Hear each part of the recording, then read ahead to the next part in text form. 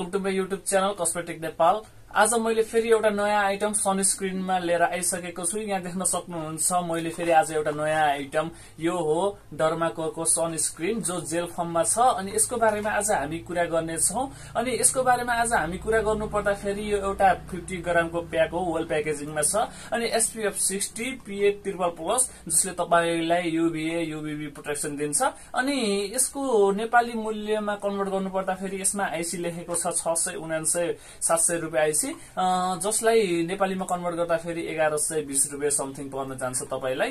अनि अब हामी यसको बारेमा आज यसको प्रयोगको बारेमा, विशेषताको बारेमा अनि यसको भित्र टेक्सचरको बारेमा र यसलाई हामी आज कति नम्बर दिन्छौं बारेमा कुरा गर्नेछौं।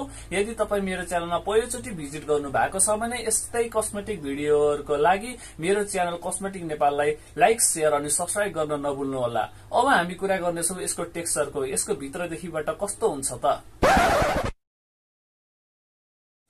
ओके एभ्रीवन, यहाँ देख्न सक्नुहुन्छ मसँग चाहिँ अहिले डर्माको सनस्क्रीन छ। अब चाहिँ हामी यसलाई खोलेर भित्रदेखिको टेक्सचर देखाउने छौं। यो जेल फर्ममा छ है, यसैमा पहिले मेन्सन गरिसकेको छ। अब हामी चाहिँ पहिला त्यही पनि खोलेर देखाउने छौं र यसलाई प्रयोगको बारेमा पनि देखाउने छौं।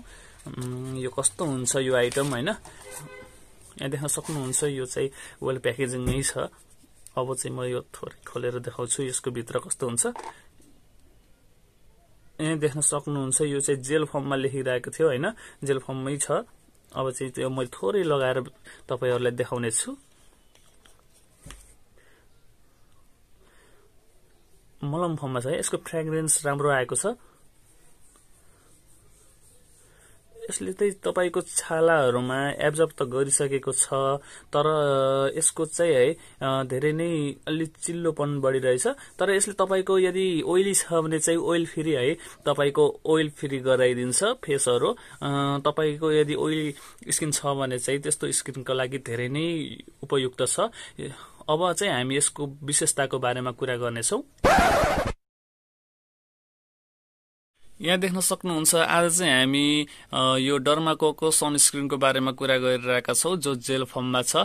यसको बारेमा कुरा गर्नु पर्दा फेरि यो SPF 60 PA++ जसले तपाईलाई घामबाट 96-97% जति जोगाउँछ। PA++ भन्दै बित्तिकै घाममा हुने अल्ट्राभायोलेट A, अल्ट्राभायोलेट B रेजबाट तपाईलाई हाई UVA प्रोटेक्सन दिन्छ। अनि यसको बारेमा कुरा गर्नु पर्दा फेरि यो एउटा 50 ग्रामको है वेल प्याकेजिङमा आएको सनस्क्रीन हो डर्माको। अनि यो ओइल फ्री, यदि तपाईको छाला ओइली छ भने है त्यस्तो स्किनको लागि धेरै नै उपयुक्त छ। अनि तपाईको छालाहरु चम्काउने, ब्राइटन गर्ने अनि तपाईको स्किन टोनलाई धेरै नै राम्रो सुधार ल्याउने काम गर्दछ यो डर्माको सनस्क्रीनले। अनि अर्को कुरा गर्नु पर्दा फेरि यो चाहिँ एउटा प्याराबेन फ्री केमिकल हो जसले तपाईको कस्मेटिक आइटमहरु बनाउनका लागि धेरै नै प्रयोग गरिन्छ।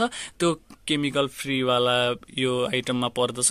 अनि त्यसपछि यसको ब्रोड स्पेक्ट्रम भन्दै बित्तिकै तपाईको फेसमा आउने छुट्टै ब्याक्टेरियाहरुसँग लड्छ जसले तपाईको फेसमा पिम्पल्सहरु, फ्रेकल्सहरु निकाल्ने काम गर्दछ। त्यस्तो अनि एक्नेसहरु त्यस्तो ब्याक्टेरियाहरुसँग। अनि त्यसपछि तपाईको फेसमा इन्डाइरेक्टली अथवा डाइरेक्टली बाहिरदेखि पोल्युसनले अट्याक गर्ने गर्दछ। त्यस्तो इन्फेक्सियस हैन ब्याक्टेरियाहरुसँग लड्ने काम गर्दछ। यसको बारेमा विशेषताहरुको कुरा गर्न पर्दा फेरि यति नै हो। अब चाहिँ हामी यसको बारेमा अब यसको रेटिङ दिनेको बारेमा कुरा गर्दै छौं।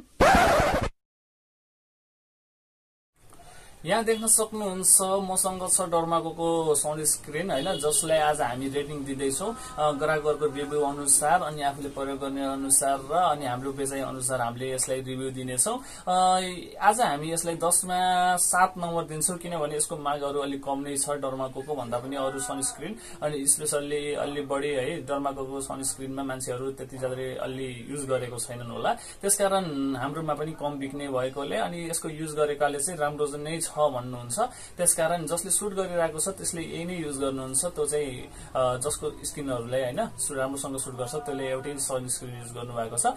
अनि तपाईहरुले पनि यो आइटम युज गर्नु भएको छ भने तपाईले 10 मा कति नम्बर दिनुहुन्छ कमेन्ट बक्समा कमेन्ट गर्नु होला। यस्तै नै कस्मेटिक रिलेटेड भिडियोहरु म लिएर आइरहने छु। कस्मेटिकको नयाँ सनस्क्रीन आइटमहरु, त्यसपछि कस्मेटिकको है फेस वाशहरु अनि मोइस्चराइजरहरु सम्पूर्ण भिडियोहरु मैले यो मेरो च्यानलमा लिएर आउने छु। यदि तपाई तपाई मेरो च्यानलमा पहिलोचोटि भिजिट गर्नु भएको छ भने लाइक शेयर अनि सब्स्क्राइब गर्न नबिर्सनु होला। अब हामी अर्को भिडियोमा छिटै नै भेट्ने छौं। त्यतिखेरसम्मका लागि bye bye, see you soon.